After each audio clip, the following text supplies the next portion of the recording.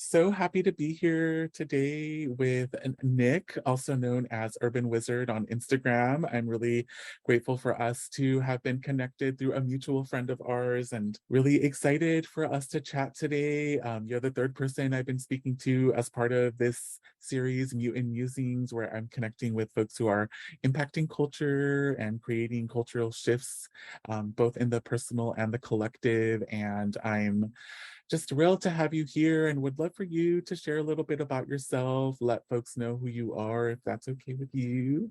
Well, thank you. I feel very honored to be here. I'm a fan of your work, as you know.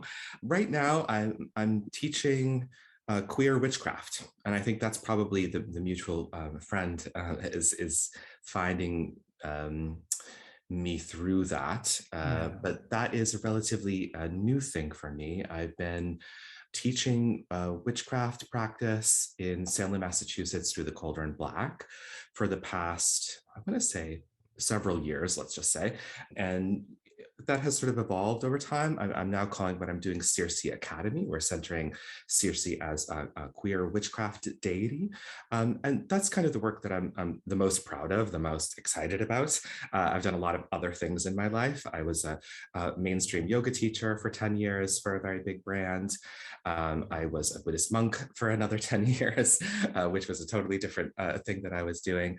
But the thing that I want to share the most, that I'm most excited about, is how queer people, non-binary people, can access magical power, witchcraft power, without having to do a ton of mental gymnastics within,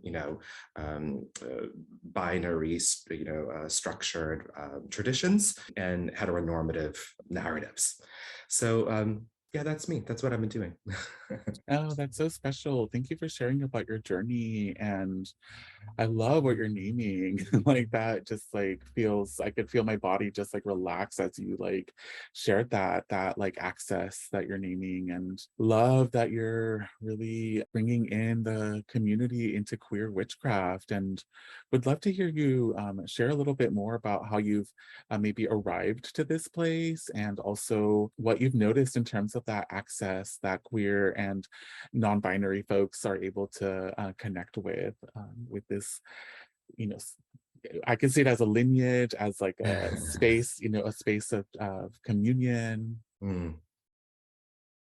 I'll try to give a short version of the story because there's definitely a long version. I don't want to bore your listeners with a big biography, but I was born into a family that was practicing witchcraft and folk magic. So witchcraft was always there, but I was very queer I knew I was queer before I knew what those words meant. I grew up in the 70s and 80s, and I felt female.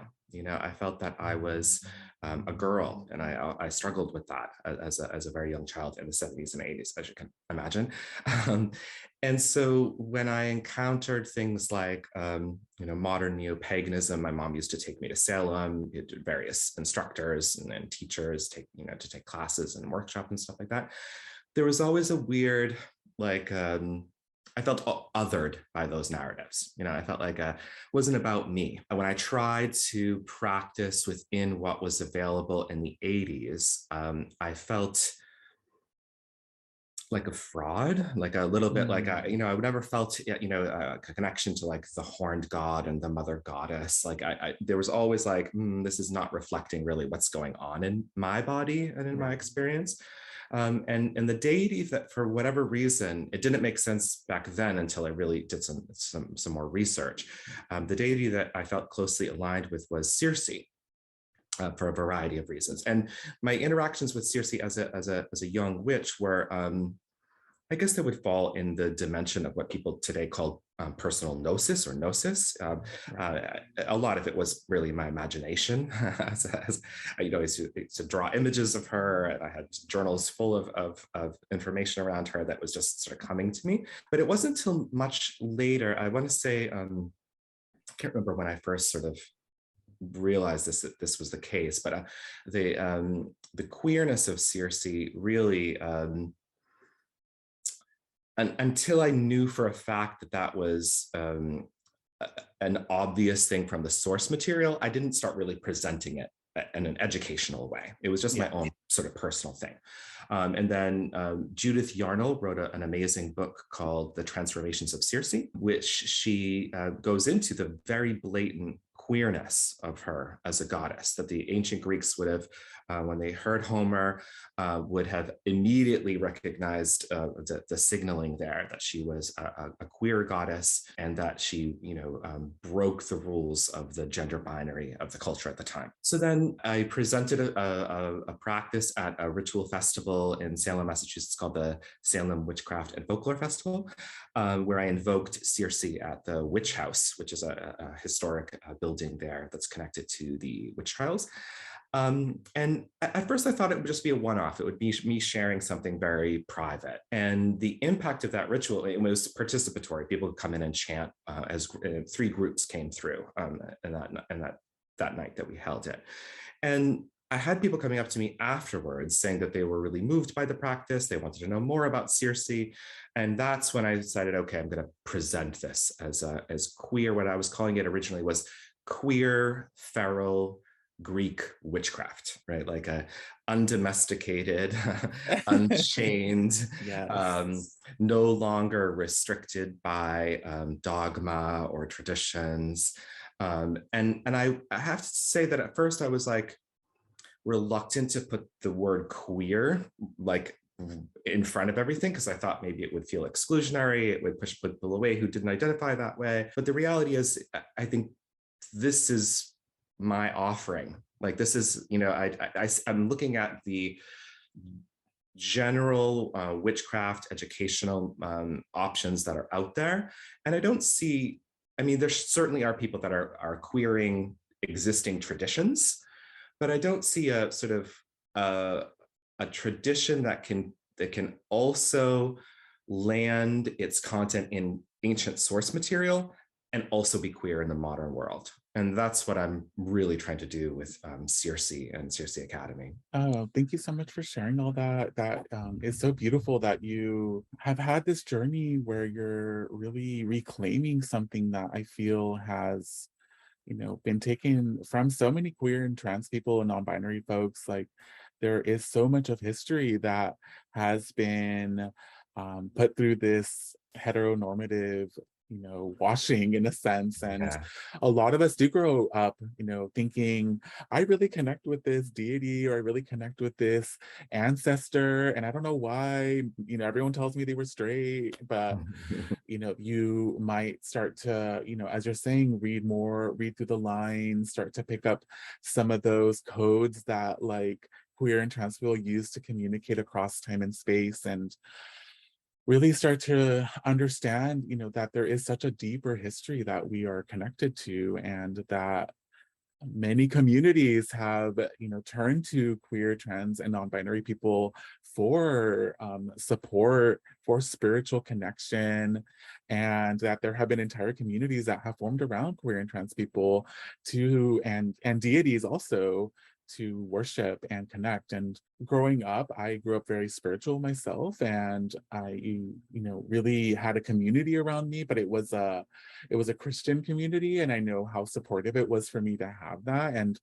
feel like a big part of my own personal journey has been to reconnect to that in a different way, and also to do some of that unearthing and excavation and extraction from these heteronormative systems of these histories that are connected to us. And it just makes me so happy to hear your journey, and that you've had folks like be really excited to also commune and to come together as well. And yeah, I would love to hear what that's been like to like bring to queer feral people together in ceremony. It's very powerful. At first I was sort of doing it as an experiment. I'm not a published author. I don't have a huge following. I wasn't sure like how it would be received. But it feels very potent. And the feedback that I get from folks is overwhelmingly positive. I think that it's great that the people that are coming to my classes and taking my workshops and coming to rituals are enjoying it. But I also have, people in my life. I'm very honored to have colleagues and friends that are like, they have PhDs in folklore, and they're like, I really respect what you're doing with Circe. It's you're doing it the right way, and that also has deep meaning to me. I think one of the sort of funnest things that's come out of all this for me is that witchcraft is occurring to me as queer. The ancient Greeks, and maybe we should place Circe on a timeline. Homer was writing about, and he's some of the most ancient writing we have from the Greek world. Homer was writing about already existing narratives and folklores and myths. Like there's an entire civilization that was already mythic when Homer was writing. So we're talking about very old ideas.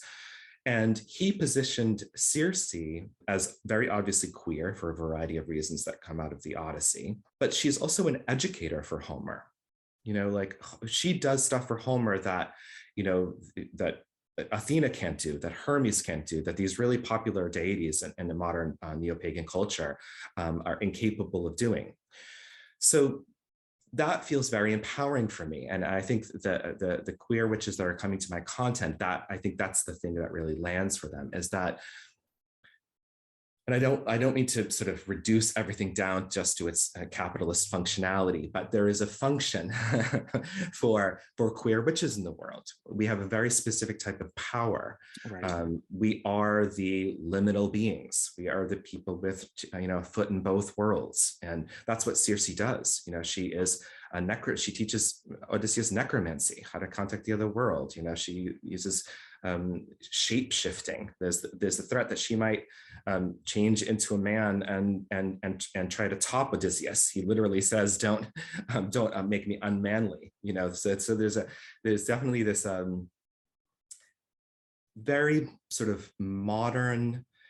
What's the word I'm looking for? Not urgency about Circe, but it feels like she's very relevant right now for me. And I think that's what people are finding, that she, for queer witches that, have tried different things, especially I got a lot of that, they've tried interacting with other deities, they've done different study programs, they've come from different spiritual traditions that blatantly rejected their queerness.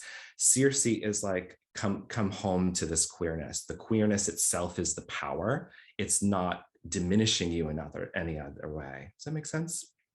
It does, yeah. And I'm relating to what you're sharing in different ways. I feel one way I'm thinking about it is growing up, being forced to be indoctrinated within colonialist Christian consensus reality, right?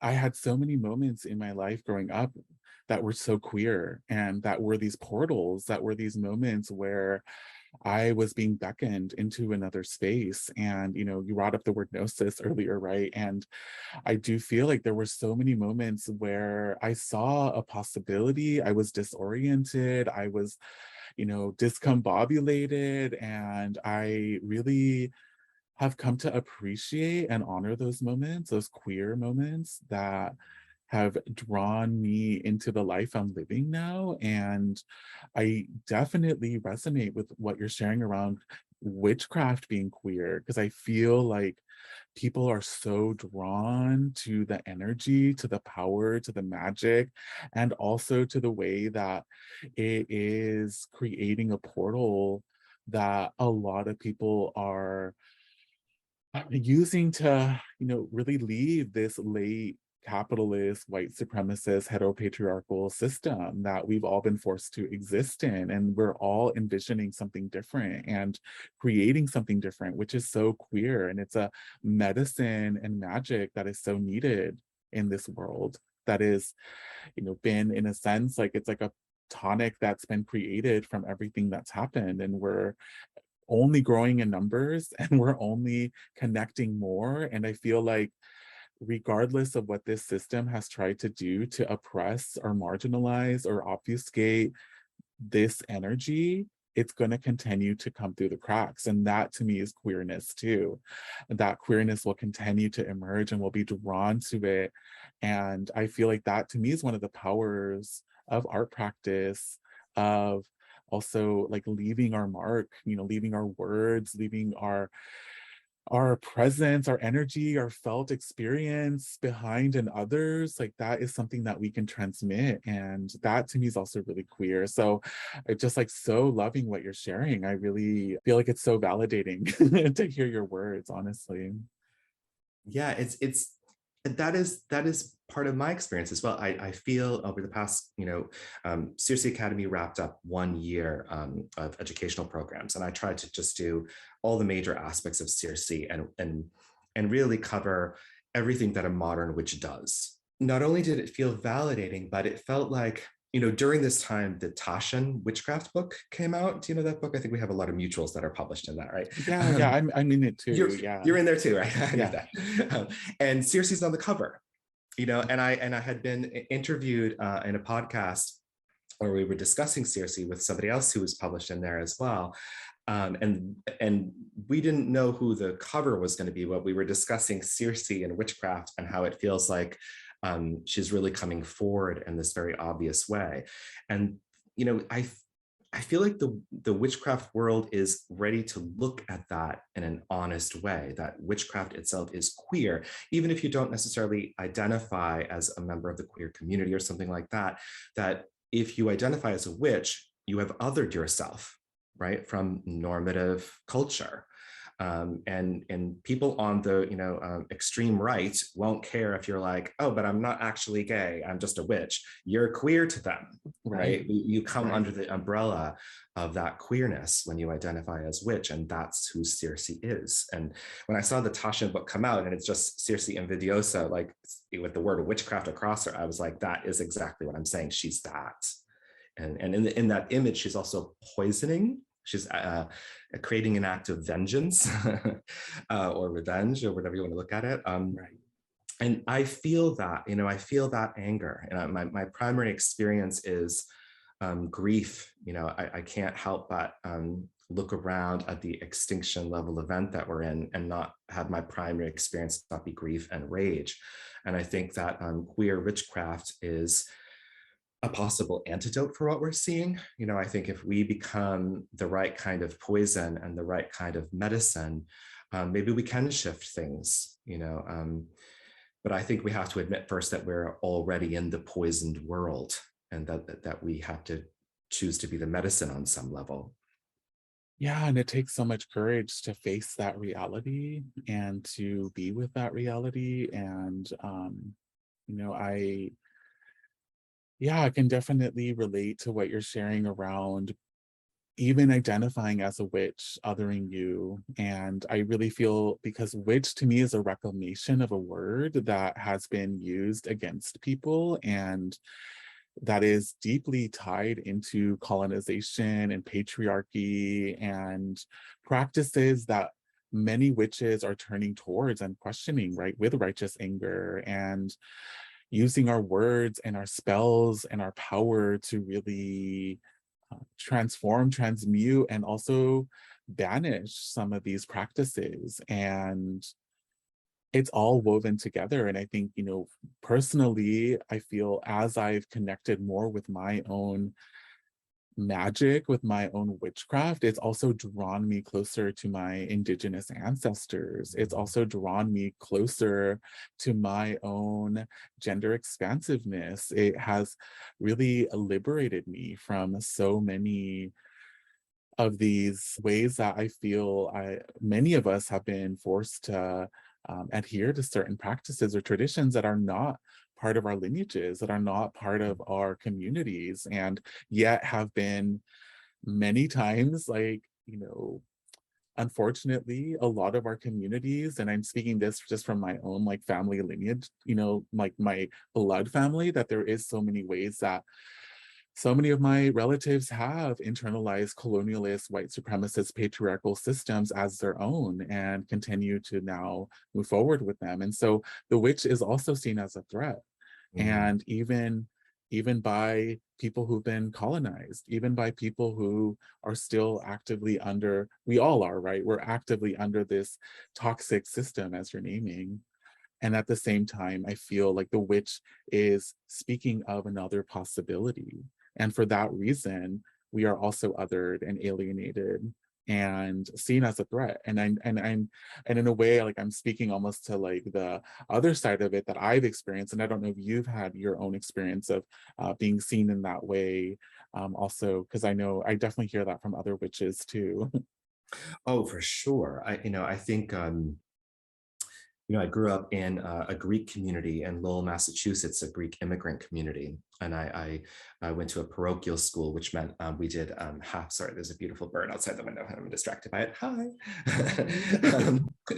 And we did half a day in English and half a day in Greek. And I don't know if you've heard it in other podcasts and other places, but my grandmother gave me transmission of a folkloric practice to remove the evil eye. So Right. it's like it's a ritualized transmission of what is perceived to be like a kind of dangerous power in the modern Greek community.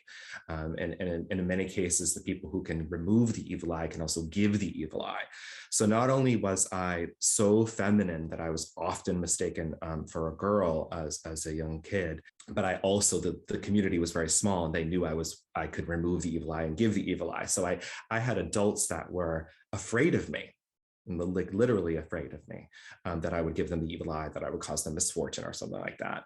And then, in the 80s, when I was in high school and I went to a public high school, which you can imagine being a young femme, queer witch, an open witch, in a football farm town on the border of New Hampshire, was quite a thing, and I was often physically assaulted, and obviously had every slur you can imagine flung at me.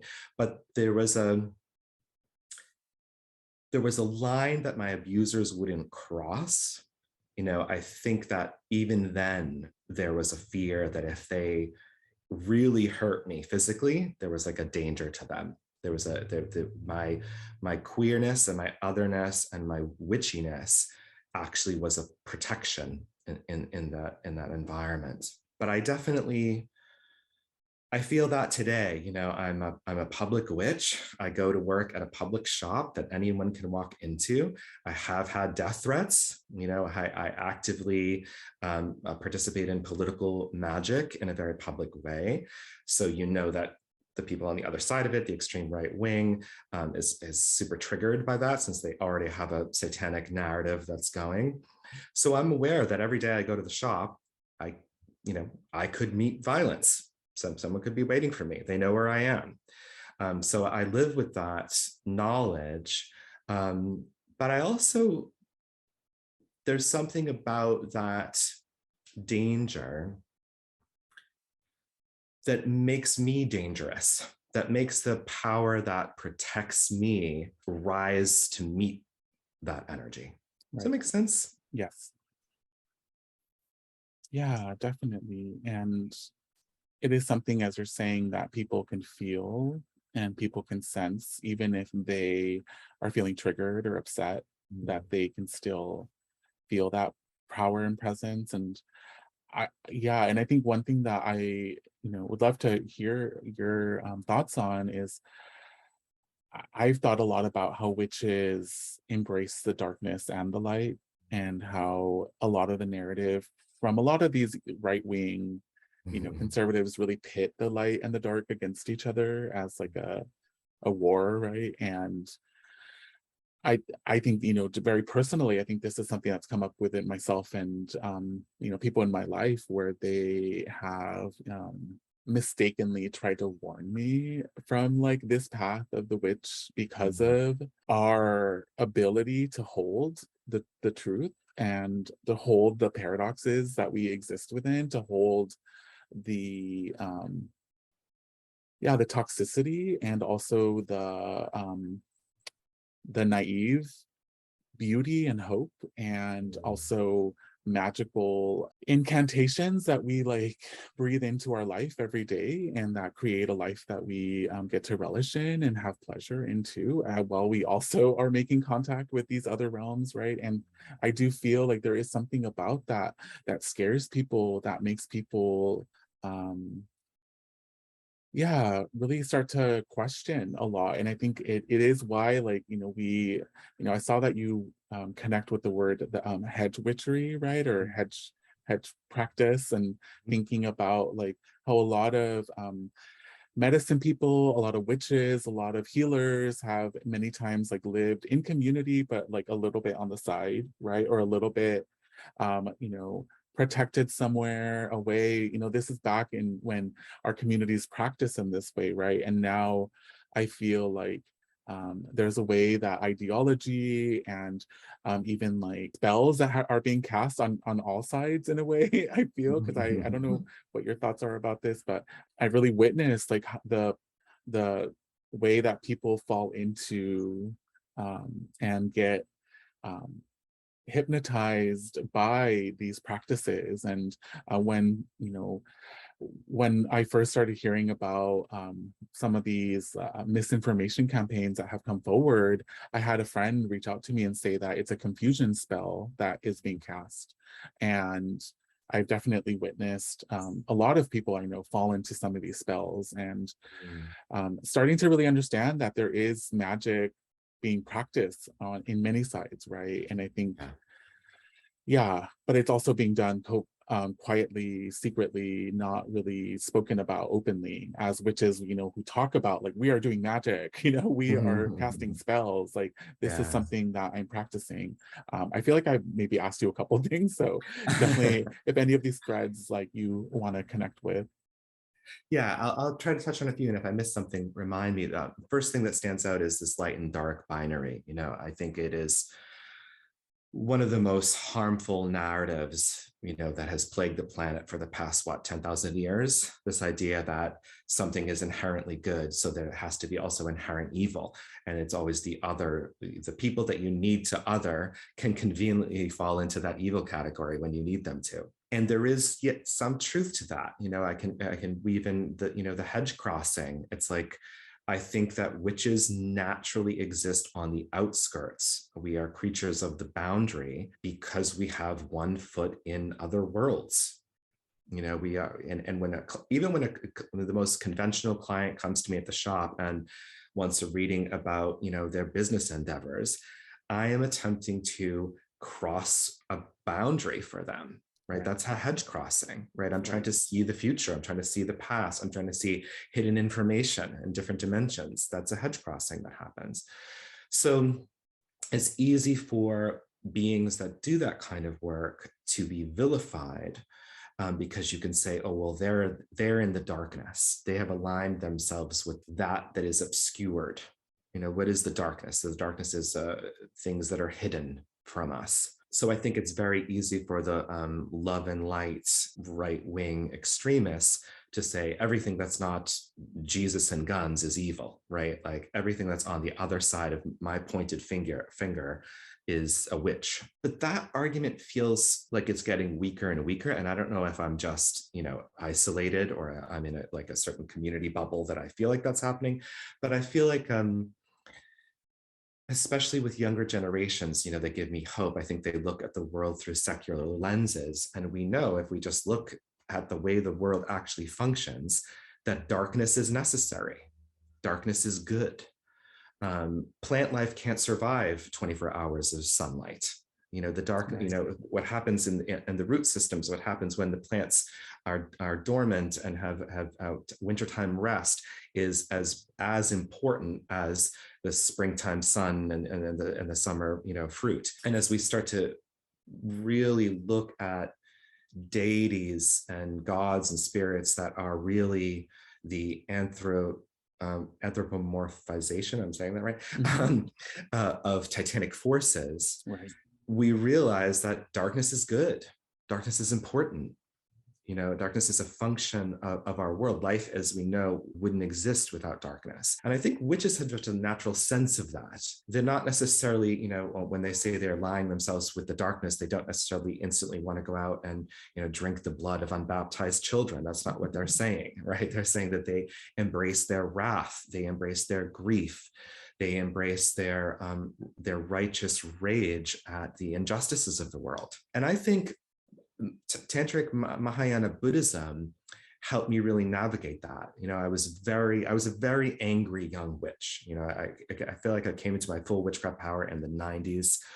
It was mostly like my own blend of ceremonial magic, sort of like Aleister Crowley adjacent, but also not Wicca. You know, I had to do all this gymnastics because nothing really fit for me. Right.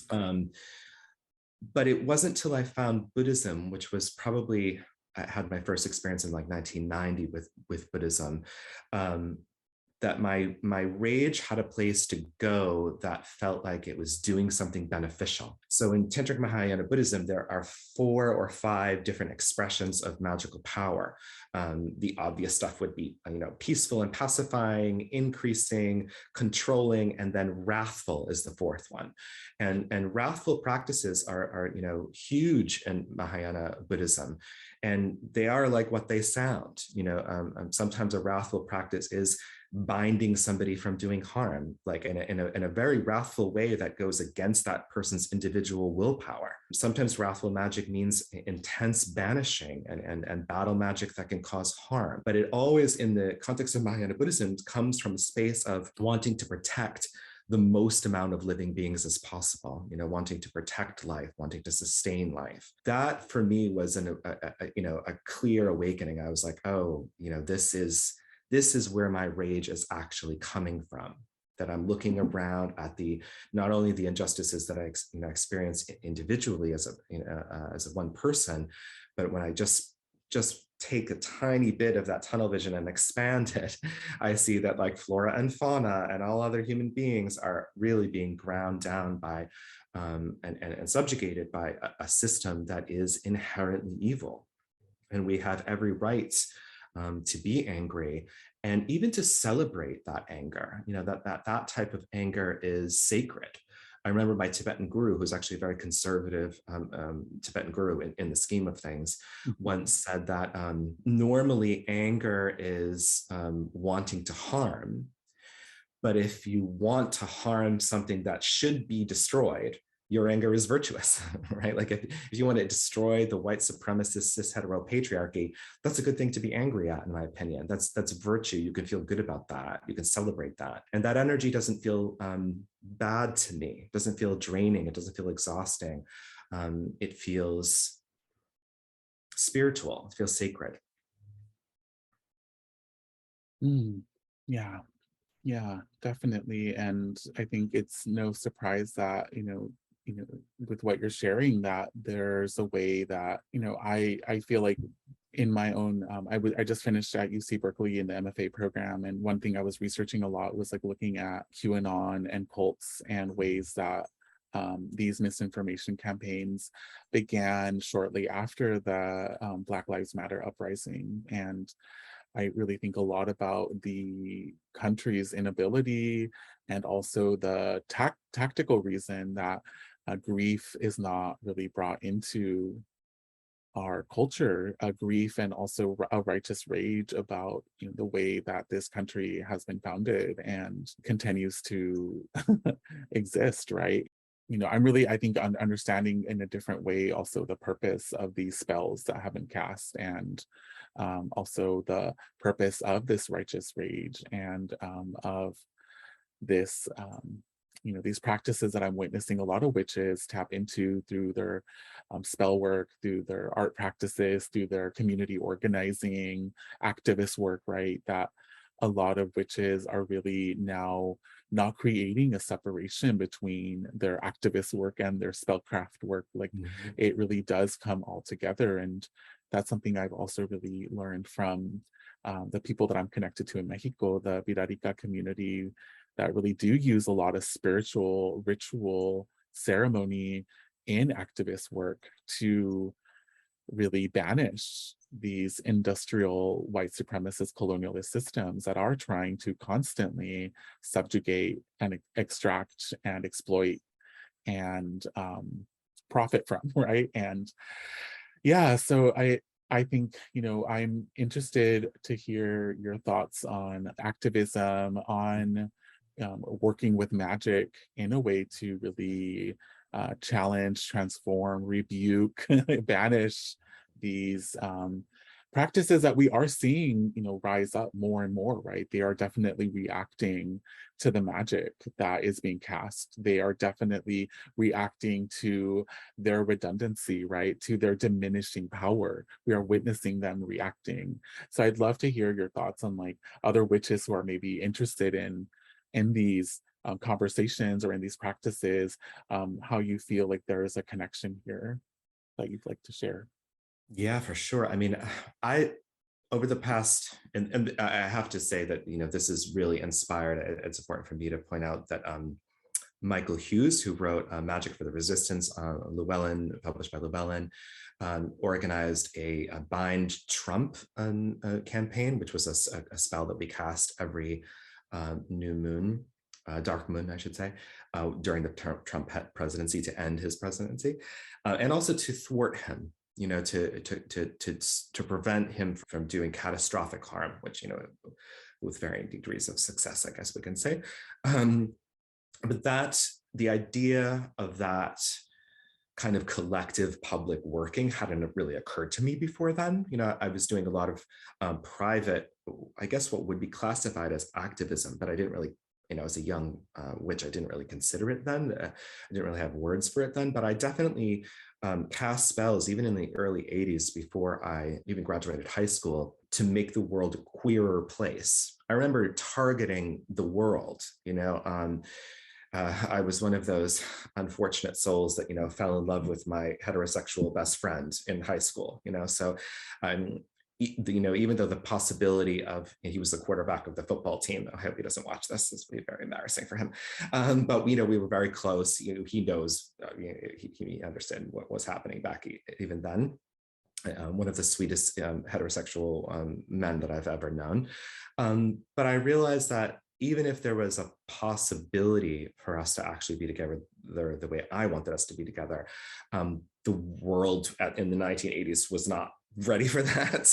That was not a thing for people that don't know what it was like. There were no queer characters on television. There were no queer comic book characters. There was no representation anywhere.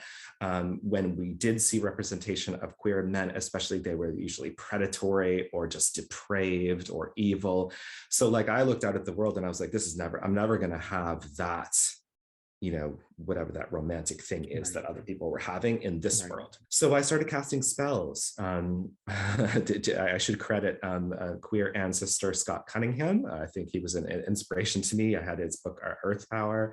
I didn't actually know he was queer then, but I instantly felt an alliance with his work. And I just started what I guess what I would call like a queering of the world practice, that I actively wanted to see more gay babies born, more gay and queer and trans people in the world, more representation, more protection, more legal rights and stuff like that. And that never really stopped. I think I started to see results of that, and I don't take credit obviously for huge social movements or anything like that. But I was like, oh, I'm going to continue, with this work, and then of course that has always evolved over time. So whenever I do any ritual, even when I host a class, an important ritual class or something like that, we always start every ritual with dedicating the energy of the ritual towards the healing of the land, and in particular, the indigenous spirits of the land, the indigenous ancestral spirits of the land. And when we do a moon ritual, I host both full moon and new moon rituals every month through Patreon. I often will offer petition candles where we can focus energy, the moon's energy, and other titanic forces towards the fulfillment of wishes. But before we do that step, we as a group do something for the world. And it usually takes the form of a taking giving meditation, which comes from the loving kindness instructions of Mahayana Tantric Buddhism, where we extract evil from the world, we transmute that evil in our own bodies through chant and visualization, and then we bless the world with healing energy. And that doesn't always look like the love and light healing energy. Sometimes we bless the world using what I've crafted to be a sigil of infinite wrath, where we put people in chains that need to be bound. We destroy institutions that need to be destroyed. We destroy ideas that need to be destroyed. We cultivate ideas that need to be cultivated in the minds of human beings. So I think what I'm trying to say here is that my spiritual activism is not separate from what I'm doing anymore. You know, my daily sadhana, my daily services that I do for Patreon include that I am targeting the things that need to be banished and bound, and protection and healing for, you know, flora and fauna are big on my mind. You know, I think that we often give a lot of attention just to humanity, and quite frankly, humanity, if humanity needs to undergo some hardship to save flora and fauna in this world, I think it should. You know, I think that, you know, if getting off fossil fuels means that no one's going to fly for a while, no one's going to, you know, that might be what we have to do next. So a lot of my work is focused on those things, flora and fauna especially come to mind, that don't have a lot of obvious psychic support or spiritual support anywhere. I can't stop thinking about it, so I'm going to share here, but I read the other day, and I've been a little bit obsessed by it, that all rainwater is poisoned. Did you see this article that came out the other day? I did, yeah. And I just can't stop thinking about it. Like I can't even get my head around it, that all rainwater everywhere in the world is broken, and we're still expected to just, you know, go to work and put gasoline in our cars. Like it just is and I feel like that needs a psychic shift, that the you know, targeting just the physical body of, you know, of humanity and trying to bind certain people or empower certain people or whatever is not enough. I think that there has to be a psychic awakening, so that everyone looks at the fragility of the world, but also its poetics, and is like, oh, this is all we actually have, and we have poisoned it. Yeah. Yeah, and I'm, you know, also the word that's coming up is our interrelatedness, right? That the water, the rainwater around the world being poisoned includes us, right? Mm-hmm. Includes everyone we love, includes all the flora and fauna of the world. Yeah. And that we're not separate. We're not disconnected from that. We are a part of that. And yeah, I definitely love what you're sharing. And I'm someone who always also, I feel deeply connected to the flora and fauna and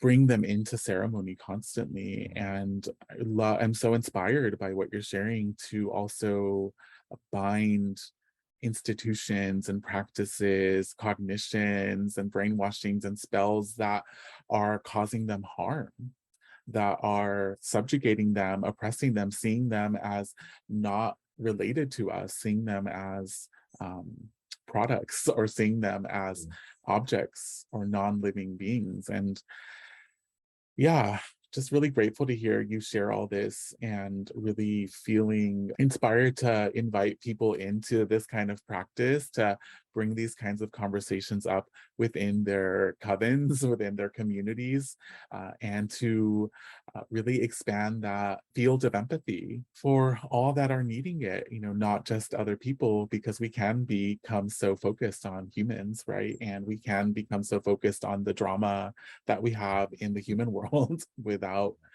really seeing what our systems are doing to this one planet that we have. Yeah. And I think along the lines of what you're saying, it's important to look at, you know, especially the ideas of white supremacy and cis hetero patriarchal normativity as a curse that can be broken.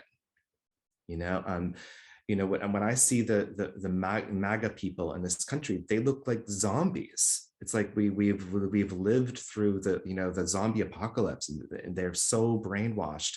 And it's my humble opinion, I know this gets maybe into some conspiracy theory, but this was active, you know, brainwashing that was intentional through media, through various modes of consumption. And now they have an army of people who are cursed, hexed, mind controlled, you know. And I think we can have compassion for them, and still act wrathfully to break their curses when necessary. Mm.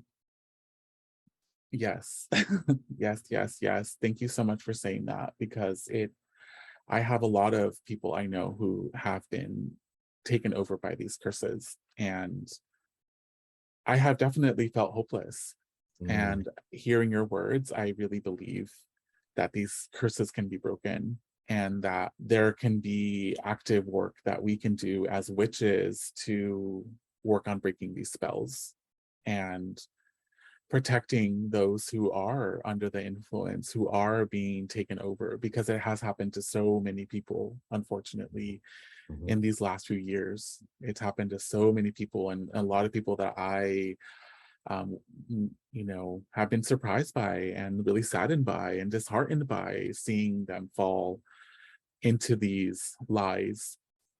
And I've also seen these practices as predatory, mhm. and people taking advantage of a community of people who are really vulnerable. And during a time where we are all really vulnerable, during a time of great transition and transformation, there is so much shifting happening in our world. And that's definitely one of the reasons even I've been feeling called to connect more with people who are affecting culture, is like because I'm seeing this transition in culture happening so quickly, and a lot of people getting really activated in different ways, being inspired, being triggered, being yeah. And so I feel just really grateful again for your time, Nick, for you so generously sharing all of this, because it really just feels so resonant and so in alignment with the vision I've been having for these types of conversations. And